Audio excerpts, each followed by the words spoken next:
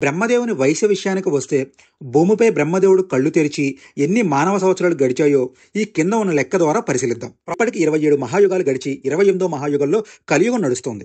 కింద ఉన్న లెక్క ద్వారా ఇంకొంచెం వివరంగా తెలుసుకోవచ్చు. కృతయుగం 17,28,000 సంవత్సరాలు, త్రేతాయుగం 12,96,000 సంవత్సరాలు, ద్వాపరయుగం 8,64,000 సంవత్సరాలు, కలియుగం 4,32,000 సంవత్సరాలు, మొత్తం కలిపితే మహాయుగం. ఒకసారి ఈ లెక్కను ద్వాపరయుగం నాటి నుండి కూడా ఒకసారి పరిశీలిద్దాం. శ్రీ మహావిష్ణువులోనే ఈ విశ్వం అంతా ఇమిడి ఉంది. ఆయనే విశ్వం. కురుక్షేత్ర సమయంలో శ్రీకృష్ణుడు చూపిన విశ్వరూపాన్ని చూసిన అర్జునుడు భయంతో వణికిపోయాడు. ఆయన్ను చూసిన అర్జునుడికి ఏ దిక్కు ఎటువైపు అంతు చిక్కలేదు. ఆ శ్రీ మహావిష్ణువే అంతా అయ్యి ఆది మధ్య అంతం లేకుండా ఉన్న ఆకారాన్ని చూస్తూ అర్జునుడు అలా ఉండిపోయాడు. అందుకనే అంటారు విశ్వమే ఆయన, ఆయనే విశ్వమని. ఆ శ్రీ మహావిష్ణువు నాభి నుండి కమలం ఉద్భవించింది. ఆ కమలం నుండి బ్రహ్మ పుట్టాడని భాగవతం చెప్తోంది. బ్రహ్మదేవుడు కళ్ళు తెరిచి సృష్టి చేయడాన్ని ఆరంభించాడు. ఆ సృష్టి ఆరంభంతోనే కల్పం మొదలయ్యింది. ఆనాటి నుండి యుగాల లెక్క మొదలవుతుంది. కృతయుగం, త్రేతాయుగం, ద్వాపరయుగం, కలియుగం 4 కలిపి ఒక మహాయుగంగా లెక్క. అటువంటి 1000 మహాయుగాలు కలిపితే ఒక కల్పం అవుతుంది. ఇప్పుడు ప్రస్తుతం నడుస్తున్న కల్పం ఏంటి? ప్రతి కల్పాన్ని 14 మంది మనువులు ఎలా పరిపాలిస్తారు? వారి పేర్లు ఏంటి? వారు ఎంత కాలం పరిపాలన చేస్తే మన్వంతరం అంటారు? ఇప్పటికి ఎన్ని మన్వంతరాలు గడిచాయి? ప్రతి మన్వంతరంలోని 71 మహాయుగాలు ఉంటాయి. ఇప్పటికి ఎన్ని మహాయుగాలు గడిచాయి అనే విషయాలను ఈ వీడియోలో తెలుసుకుందాం. ఈ వీడియోని స్కిప్ చేయకుండా పూర్తిగా చూడండి. శ్రీ మహావిష్ణువులనే ఈ విశ్వం అంతా ఇమిడి ఉంది అని ముందే చెప్పుకున్నాం. ఆయనే విశ్వమని, విశ్వమే ఆయనని, అందువల్లనే ఆయనను విశ్వవ్యాప్తి అంటారు. పరమాత్మని స్వరూపాన్ని స్పష్టంగా ఇది అని కూడా ఎవ్వరూ చెప్పలేరు. ఎందుకంటే విశ్వరూపం మొత్తాన్ని వర్ణించి చెప్పడం ఎవ్వరి తరము కాదు.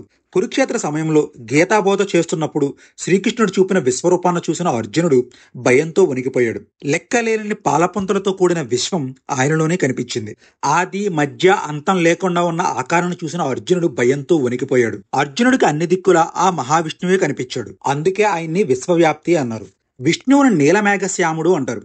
పగటిపూట అనంత విశ్వం వైపు చూస్తే నీలిరంగులో ఆకాశం కనిపిస్తుంది. అదేవిధంగా ఈ భూమిని దాటి వెళ్లి అనంత విశ్వాన్ని చూస్తే అంతా చీకటిగా ఉంటుంది. అంటే నలుపు రంగులో కనిపిస్తుంది.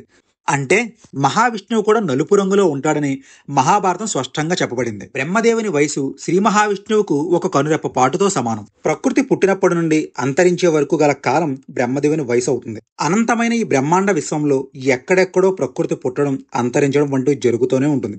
ప్రతిసారి బ్రహ్మ పుట్టడం, అంతరించడం వంటివి జరుగుతూనే ఉంటుంది. కానీ దీని ప్రభావం ఎప్పుడు ఆ మహావిష్ణువు పైన ఉండదు. ఎందుకనంటే ఆయనే సర్వాంతర్యామి కాబట్టి. విష్ణువు నాభి నుండి కమలం ఉద్భవించిందని, ఆ కమలం నుండి బ్రహ్మ పుట్టాడని భాగవతం చెప్తోంది. జీవరాశిని సృష్టించినవాడు బ్రహ్మ. భూమిపై ఏర్పడిన వాతావరణానికి కారణం సూర్య భగవానుడు.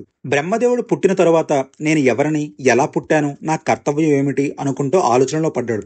తన సందేహాలేవి తీరలేదు. విష్ణుమూర్తి యొక్క ఆది అంతాలేవి ఆయనకు కనిపించలేదు. బ్రహ్మదేవుడు తన మామూలు అన్వేషణలో విష్ణువును తెలుసుకోలేకపోయాడు. యోగానిష్టలో 100 దివ్య సంవత్సరాలు తపస్సు చేసిన తరువాత మాత్రమే ఆ విష్ణువు యొక్క దర్శన భాగ్యం కలిగింది.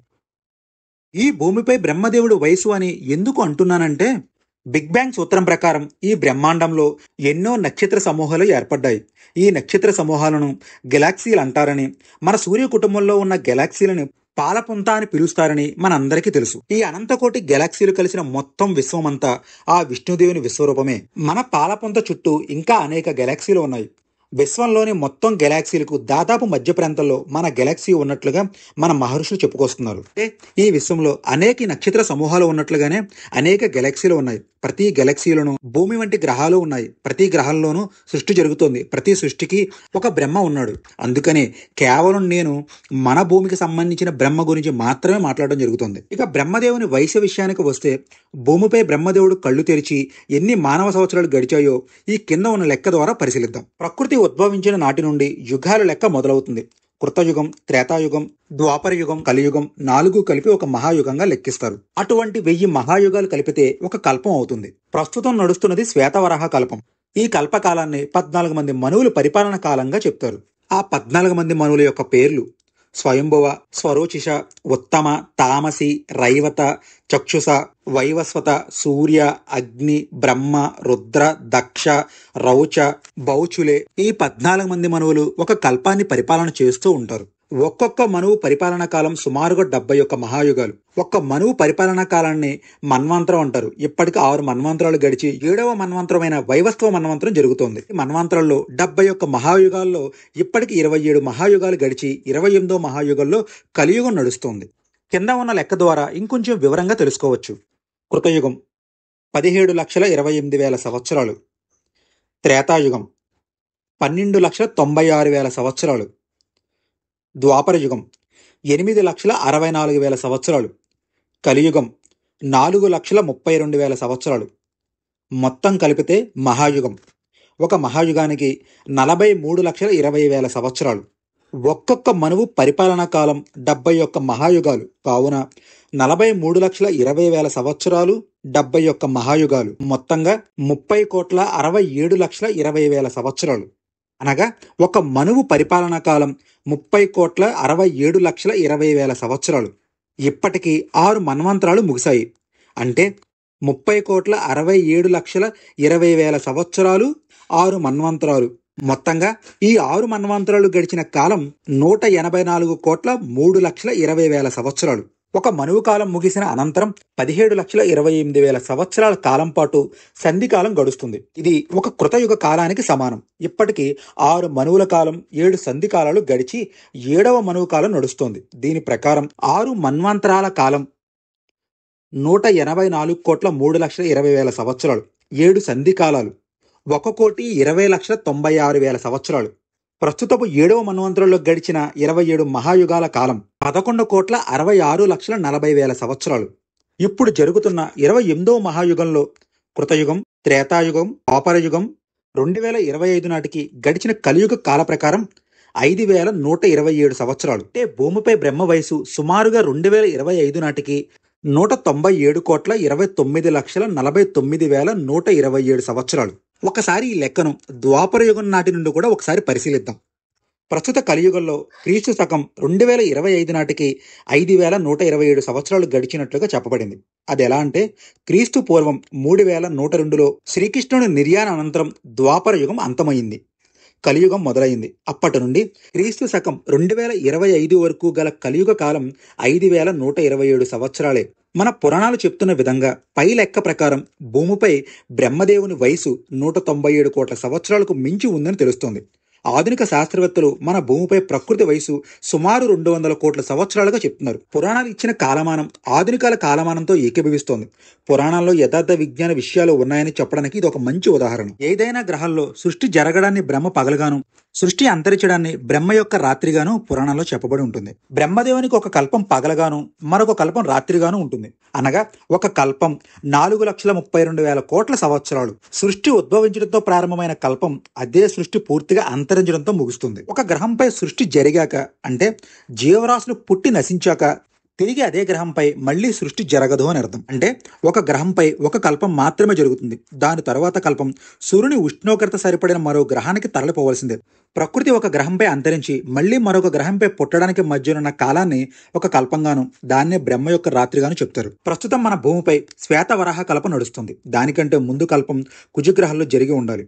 అదే విషయం అమెరికా శాస్త్రవేత్తలు కూడా ఈ సిద్ధాంతాన్ని బలపరుస్తున్నారు. భూమి కంటే ముందు కుజునిలో ప్రకృతి జీవరాశి ఏర్పడి క్రమంగా నశించి ఉండవచ్చని ఆధునిక ఖగోళ పరిశోధకులు అభిప్రాయపడుతున్నారు. అంటే దీన్ని సులభంగా చెప్పాలంటే కుజుని పైన సృష్టి అంతరించేటప్పుడు బ్రహ్మదేవునికి రాత్రి అని అర్థం. అదేవిధంగా భూమిపైన సృష్టి జరుగుతోంది కాబట్టి ఇప్పుడు బ్రహ్మదేవునికి పగలు అని అర్థం. అంటే బ్రహ్మదేవుని రాత్రి కాలం ఒక కల్పం కదా.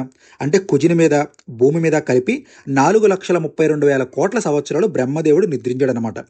కుజునిపై సగకాలం, భూమిపై సగకాలం నిద్రించాడు అనుకుంటే ఇంచుమించుగా భూమిపై బ్రహ్మదేవుని నిద్ర 200 కోట్ల సంవత్సరాలకు పైగా అని చెప్పవచ్చు.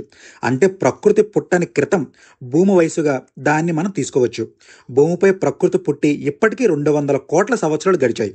ఈ లెక్క ప్రకారం భూమి వయసు 400 కోట్ల సంవత్సరాలకు పైగా ఉంటుందని తెలుస్తోంది. ఆధునిక ఖగోళ శాస్త్రవేత్తలు కూడా భూమి వయసు 400 కోట్ల సంవత్సరాలకు పైనే ఉండవచ్చని చెప్తున్నారు. కోట్లాది కొద్ది నక్షత్రాలతో నిండి ఉంది ఈ విశ్వం. మన సూర్య కుటుంబం మాదిరిగానే ప్రతి నక్షత్రానికి ఒక గ్రహ కుటుంబం ఉంటుంది. వాటిలో ఏదో ఒక గ్రహంపై ప్రకృతి జీవరాశులతో ఉండవచ్చు. ఈ సిద్ధాంతాన్ని చాలా మంది శాస్త్రవేత్తలు కూడా నమ్ముతున్నారు. సృష్టిని చేసేది బ్రహ్మ అని చెప్పుకున్నాం. కోట్లాది కొద్ది నక్షత్రాలతో నిండి ఉంది ఈ విశ్వం. మన సూర్య కుటుంబం మాదిరిగానే ప్రతి నక్షత్రానికి ఒక గ్రహ కుటుంబం ఉంటుందని, వాటిలో ఏదో ఒక గ్రహంపై ప్రకృతి జీవరాశి ఉంటుందని, అంటే ప్రతి గ్రహంలోనే ఒక బ్రహ్మ ఉన్నాడని, అంటే విశ్వం మొత్తం మీద అనేక మంది బ్రహ్మలు ఉన్నట్లుగా మనం చెప్పుకోవచ్చు. కూర్మ పురాణంలో ఉన్న ఒక చిన్న కథను చెప్పి ఈ వీడియోను ముగిస్తాను. బ్రహ్మ ఒకరోజు ఇలా అనుకున్నాడట, తాను ఒక గొప్ప సృష్టికర్తనని. ఒకసారి బ్రహ్మదేవుడికి చాలా గర్వం కలిగిందట. ఆ సంగతి తెలిసిన శ్రీ మహావిష్ణువు బ్రహ్మలోకానికి వెళ్లి బ్రహ్మను కలుసుకున్నాడు. వచ్చిన మహావిష్ణువుతో బ్రహ్మ తాను చేసిన సృష్టి గురించి చాలా గొప్పగా గర్వంగా చెప్తున్నాడు. అదంతా విన్న మహావిష్ణువు చిన్న చిరునవ్వు నవ్వి బ్రహ్మను నాతో రా అని పిలిచాడు. అలా తీసుకువెళ్తున్న బ్రహ్మకు ఈ విశ్వంలో ఇంకా అనేక మంది బ్రహ్మలను చూపించాడట. దాంతో బ్రహ్మగారికి గర్వభంగం అయింది. ఆ విధంగా మహావిష్ణువు తనలోనే విశ్వం ఉందని, ఆ విశ్వం కోట్లాది నక్షత్రాల సమూహాలతో నిండి ఉందని, వాటిలో కూడా సృష్టి జరుగుతోందని మహావిష్ణువు బ్రహ్మకు తెలియజేశాడు. ఈ విశ్వంలో అనేక మంది బ్రహ్మలు ఉండవచ్చు, కానీ ఆ మహావిష్ణువు మాత్రం ఒక్కడే. ఆయనలోనే ఈ విశ్వం అంతా ఇమిడి ఉంది. అందుకనే ఆయనే విశ్వం, విశ్వమే ఆయన. అందువల్లనే ఆయనను విశ్వవ్యాపి అన్నారు. ఇలాంటి కథలను మరికొన్ని తెలుసుకోవడానికి ఈ ఛానల్ని సబ్స్క్రైబ్ చేసుకోవడం మాత్రం మర్చిపోద్దు. ఈ వీడియోను లైక్ చేయండి, వీలైతే మీ ఫ్రెండ్స్కి షేర్ చేయండి.